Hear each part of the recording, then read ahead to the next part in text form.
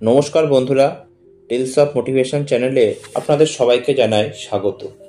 আজকে আমাদের গল্পের শীর্ষক হলো নিজেকে জানো। গল্পটি শুরু করার পূর্বে আপনাদের সবাইকে বলতে চাই যে ডেসক্রিপশানে আমার আরেকটি চ্যানেলের লিঙ্ক দেওয়া রইল, যার নাম হলো ইন্সপায়ার বাংলা। প্লিজ চ্যানেলটি ভিজিট করতে ভুলবেন না। তো চলুন এবার মূল কাহিনীতে ফেরা যাক। একদিন রাজগৃহের পথে গৌতম বুদ্ধ হাঁটছিলেন তার শিষ্য আনন্দকে সঙ্গে নিয়ে।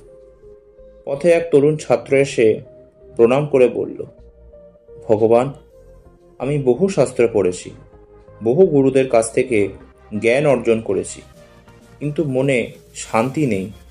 আমি জানতে চাই, প্রকৃত জ্ঞান আসলে কি? বুদ্ধ মৃদু হেসে বললেন, তুমি কি নিজেকে চেনো? ছাত্র কিছুক্ষণ চুপ করে থেকে বলল, আমি তো আমার নাম, আমার বংশ, আমার শিক্ষা সবই জানি। এর বাইরে আর কিছু কি জানার আছে? বুদ্ধ শান্ত কণ্ঠে বললেন, তুমি যা বলছো তা কেবল তোমার পরিচয়, কিন্তু তুমি কে তা এখনো জানো না। প্রকৃত জ্ঞানের শুরু সেখানেই। ছাত্র বিভ্রান্ত হয়ে গেল। বুদ্ধ তখন তাকে শ্রাবস্তির বনে 3 দিনের ধ্যানের নির্দেশ দিলেন এবং বললেন, এই 3 দিন শুধু নিজেকে পর্যবেক্ষণ করবে, নিজের মন, চিন্তা ও অনুভূতিগুলো দেখবে, কিন্তু কোনো বিচার করবে না। প্রথম দিন তরুণটি বসে পড়ল ধ্যানের আসনে, কিন্তু কিছুক্ষণ পরই মন ছটফট করতে লাগলো। আমার ভবিষ্যৎ কি হবে? আমি কি বুদ্ধের মতো মহান হতে পারবো? মনে নানা চিন্তা ঘুরতে লাগলো। অতীতের ভুল, ভবিষ্যতের ভয় এবং নিজের অহংকার।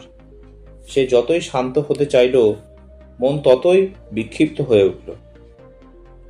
রাতে সে বুদ্ধের কথাগুলো ভাবল। নিজেকে জানো। সে বুঝতে পারল নিজের ভিতর কত অশান্তি, কত দুঃখ, কত অপরিচিত ছায়া লুকিয়ে আছে। দ্বিতীয় দিনে সে নিজের অনুভূতিগুলো পর্যবেক্ষণ করতে শুরু করল। কখনো রাগ, কখনো ঈর্ষা, কখনো লোভ, সব কিছু যেন ভেতর থেকে উঠে আসছে। সে দেখল এই অনুভূতিগুলো আসছে এবং চলে যাচ্ছে, কিন্তু সে নিজে এই সব কিছুরই সাক্ষী। সে বুঝতে পারল সে আসলে তার চিন্তা নয়, তার অনুভূতি নয়, বরং এক দর্শক যে শুধু দেখছে। এই উপলব্ধি তার মনে এক অদ্ভুত শান্তি আনল, যেন এক অন্তর্লোক খুঁজে পেল, যেখানে কোনো লড়াই নেই, কেবল পর্যবেক্ষণ আছে। তৃতীয় দিনে যখন সূর্য ওঠার আলো গাছের পাতায় পড়ছিল, সে গভীর ধ্যানে বসেছিল। হঠাৎ তার মনে এক চিন্তা এলো, আমি কে? সে নিজের নাম, পরিবার, পরিচয় সব কিছুকে এক এক করে ভাবল এবং বুঝল এই সবই হলো পরিবর্তনশীল। নাম, পরিচয়, দেহ, চিন্তা সব সময়ের সঙ্গে বদলে যায়, কিন্তু যে পর্যবেক্ষকটি এই পরিবর্তনগুলোকে দেখছে সে তো অপরিবর্তনীয়। সে বুঝল আসল আমি কোনো রূপ বা পরিচয় নয়। এই আমি হলো চেতনার এক শুদ্ধ অবস্থান, যেখানে নেই কোনো ভয়, নেই কোনো অহংকার, আছে শুধু শান্তি। চোখ খুলতেই সে অনুভব করল যেন তার চারপাশে প্রকৃতি আর নিজের অস্তিত্ব একাকার হয়ে গেছে। 3 দিন পর সে গৌতম বুদ্ধের কাছে ফিরে এল। তার মুখে ছিল প্রশান্তি, চোখে এক গভীর আলোর ঝলক। সে প্রণাম করে বলল, ভগবান, আমি বুঝেছি আমি এতদিন বাইরের জগতে জ্ঞান খুঁজছিলাম, কিন্তু আসল জ্ঞান ছিল আমার ভিতরে। বুদ্ধ হাসলেন। যখন মানুষ নিজেকে চেনে, তখনই সে দেখে কেন আমি আলাদা নয়, সবই এক সবই পরিবর্তনশীল। এই উপলব্ধি প্রকৃত জ্ঞান। তরুণটি বলল, আমি এখন বুঝি কেন আপনি বলেছিলেন নিজেকে জানো। কারণ যতক্ষণ না আমি নিজেকে বুঝি ততক্ষণ কোনো জ্ঞানই সত্য নয়।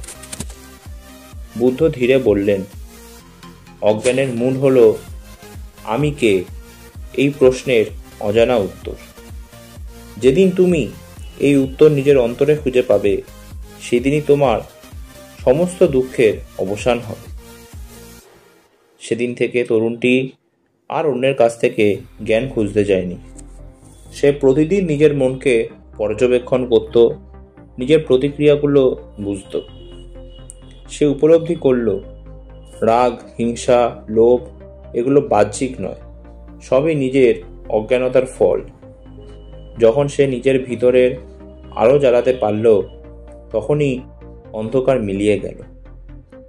সে একদিন আনন্দকে বলেছিল, আমি এখন বুঝি জ্ঞান মানে বই পড়া নয়, গুরুদের অনুসরণ নয়। জ্ঞান মানে হলো নিজেকে চেনা, নিজের ভিতর আলো জ্বালানো। আনন্দ বলেছিল, এটাই তো ভগবানের শিক্ষা। নিজেকে জানো, তাহলেই তুমি সমস্ত জগৎকে জানতে পারবে। বছর কেটে গেল। সেই তরুণ এখন নিজেই একজন জ্ঞানী শিক্ষক। যখন কেউ তাকে জিজ্ঞাসা করত, গুরুজি, কিভাবে জ্ঞানী হওয়া যায়, তিনি শুধু হাসতেন এবং বলতেন, চোখ বন্ধ করো, নিজের ভিতরে দেখো, সেখানে যে আলো জ্বলছে তাকেই খুঁজে পাও। নিজেকে জানাই প্রকৃত জ্ঞানের শুরু, আর সেই জ্ঞানের শেষ নেই। এই গল্প থেকে আমরা এই শিক্ষাই পাই, 1. সত্যিকারের জ্ঞান বাইরের বই বা শিক্ষায় নয়, নিজের ভিতরের উপলব্ধিতেই লুকিয়ে আছে। 2. যখন মানুষ নিজের মন, চিন্তা ও অনুভূতিগুলোকে বিচারহীনভাবে পর্যবেক্ষণ করতে শেখে, তখন সে নিজের প্রকৃত সত্তাকে চিনতে পারে। আর 3. নিজেকে জানো। এই বুদ্ধবাণী শুধু জ্ঞান নয়, মুক্তিরও পথ। আজকের ভিডিওটি এই পর্যন্তই। গল্পটি ভালো লাগলে প্লিজ ভিডিওটি লাইক, শেয়ার আর চ্যানেলটি সাবস্ক্রাইব করতে ভুলবেন না। গল্পটি কেমন লাগলো প্লিজ কমেন্ট করতে ভুলবেন না। আরও এরকম নতুন গল্প নিয়ে আমি আপনাদের সামনে উপস্থিত হব। ধন্যবাদ।